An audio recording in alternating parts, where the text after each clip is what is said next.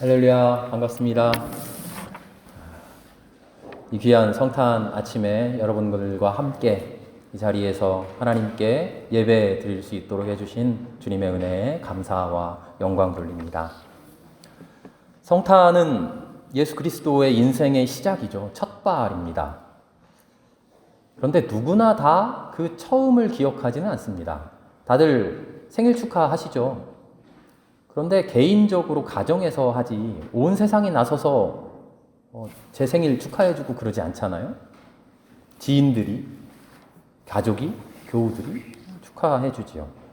그 일생을 우리 모두가 온 세계가 기념해주는 그것은 예수 그리스도밖에 없습니다. 왜냐하면 그의 탄생이 특별해서가 아니라 그가 살아낸 삶의 완성, 그가 살아낸 삶의 완성 때문이죠. 어떻게 태어났느냐가 아니라 그가 어떻게 그 삶을 완성했느냐, 그것 때문이죠. 오늘은 그래서 그의 탄생을 기념합니다.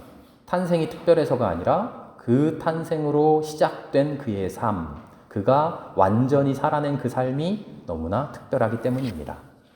그 특별함이 오늘 읽은 말씀 속에 들어있죠. 예수님은 하나님의 말씀대로 살려고 했습니다. 그리고 실로 그렇게 살았습니다. 하나님의 뜻에 순종하고 하나님의 말씀대로 살려고 매 순간 기도했습니다. 특별한 사람이어서 고민하지 않아도 특별히 고뇌하지 않아도 하나님 말씀대로 손쉽게 살 수 있었던 것 아니었죠. 예수님 분명 우리와는 조금 다르셨지만 예수님도 인간이셔서 매 순간 고민하셨어요. 그러나 중요한 것은 그 고민의 끝에 항상 하나님을 선택했다는 것이죠. 그것이 바로 예수님을 특별하게 만든 것입니다. 오늘 함께 읽은 17장의 말씀은 예수님의 겟세마네의 기도입니다. 이제 십자가 처형을 앞둔 마지막 저녁에 겟세마네에 올라가서 하나님 아버지께 기도합니다. 그 기도의 내용, 요한복음은 길게 되어 있습니다만 마태마가 누가복음을 통해서 우리가 짧게 그 핵심을 알고 있죠. 아버지, 괴롭습니다. 어렵습니다. 그러나 내 뜻대로 마시고 아버지의 뜻대로 해주십시오. 겟세마네 기도의 핵심은 순종입니다. 그렇게 기도할 수 있었던 이유는 예수님께서 나는 누굴까? 나의 정체성은 뭘까? 내 삶의 의미는 어디에 있을까? 나는 어떻게 살아야 할까? 어떻게 사는 게 올바른 삶일까? 그것을 매 순간 놓치지 않고 고민했다는 겁니다. 그리고 그 고민 끝에 항상 하나님을 붙들었다는 겁니다.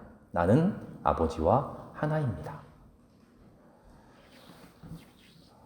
마이스터 에크하르트라는 중세 영성가가 이런 말을 했어요. 예수는 그리스도로서 탄생한 게 아니다. 그리스도의 삶을 순종으로 받아들이심으로 인해서 비로소 하나님의 참된 아들이 되신 것이다. 파격적인 말이죠. 그래서 이분은 한때 이단으로 정죄되기도 했습니다.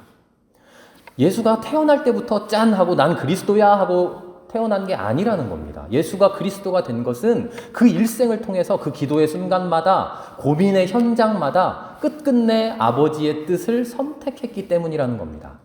그리고 그 선택을 보여주는 가장 전형적인 모습이 바로 겟세마네 기도라는 거죠.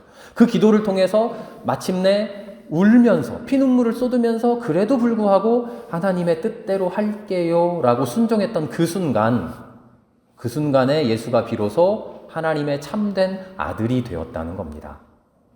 오늘 예수님의 탄생을 기념하는 이 성탄절 아침에 사순절, 부활절 때 읽어야 할 법한 성경 본문을 굳이 읽는 것은 참 의미가 있습니다.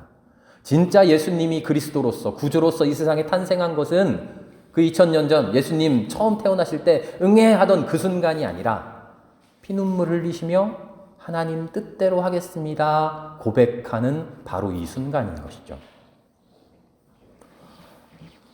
그럼 예수님 탄생의 순간은 아무 의미가 없습니까? 아니죠. 예수님 탄생의 순간에도 엄청난 일이 일어났습니다. 오늘 겟세마네 기도를 통해 예수님이 하나님의 참된 아들로서 탄생하셨다면 예수님 탄생의 그 시간에는요, 예수님의 어머니 마리아가 하나님의 참된 딸로 탄생하는 이야기가 등장합니다.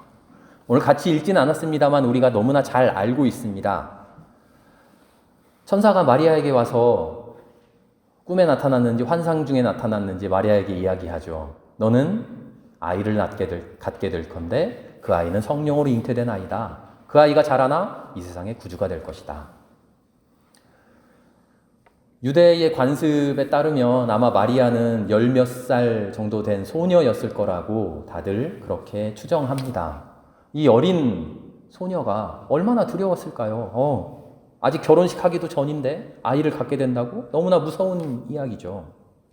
무슨 소리입니까? 내 인생 망칠 일 있습니까? 아이를 가졌다는 사실이 들통나면 나는 돌팔매 당해 죽을지도 모르는데 난 싫어요.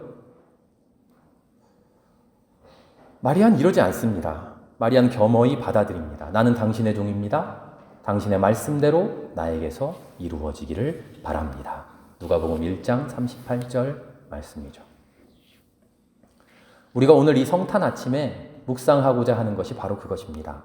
예수님이 고백한 것처럼 나는 아버지와 하나입니다. 하나님의 뜻대로 살겠습니다. 하나님의 뜻대로 살아왔습니다. 그러나 앞으로 남겨진 또 하나의 거대한 하나님 뜻, 거기에 또 한 번 순종하겠습니다.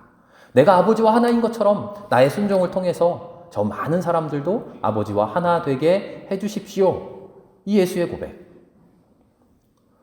자신의 인생을 송두리째 흔들어 놓을지도 모르는 엄청난 이야기 앞에서 마리아가 나는 당신의 종입니다. 당신의 뜻대로 나에게서 이루어지기를 바랍니다. 고백했던 이 마리아의 고백. 우리는 신앙생활하면서 이런 고백 해보신 적 있으십니까? 난 온전히 주님의 것입니다. 나를 사용해 주십시오.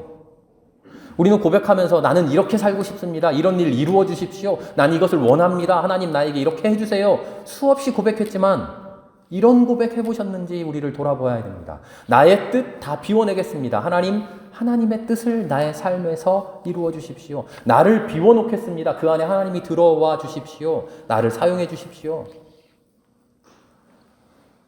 너에게 은혜가 있을 것이다. 너 참 복되다 하는 천사의 말을 듣기만 원했지. 그 천사의 말에 응답해서 나는 하나님의 것입니다. 나를 하나님께 드립니다 하는 고백을 우리가 해봤느냐 하는 것이죠. 은혜는, 신비는, 하나님의 은총은 하나님께서 주시는 축복과 그에 응답하는 나의 순종으로 인해 완성됩니다.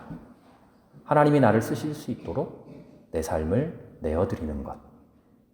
그것이 너무나 힘들고 어렵겠지만, 막막하고 무엇인지 잘 모르겠지만, 모든 순간마다 하나님 앞에 엎드려서 하나님 뜻대로 해 주십시오. 하나님의 뜻이 내 삶에서 이루어지는 것이 참 좋겠습니다. 그것이 나의 바람입니다. 그렇게 고백할 수 있는 예수처럼, 마리아처럼.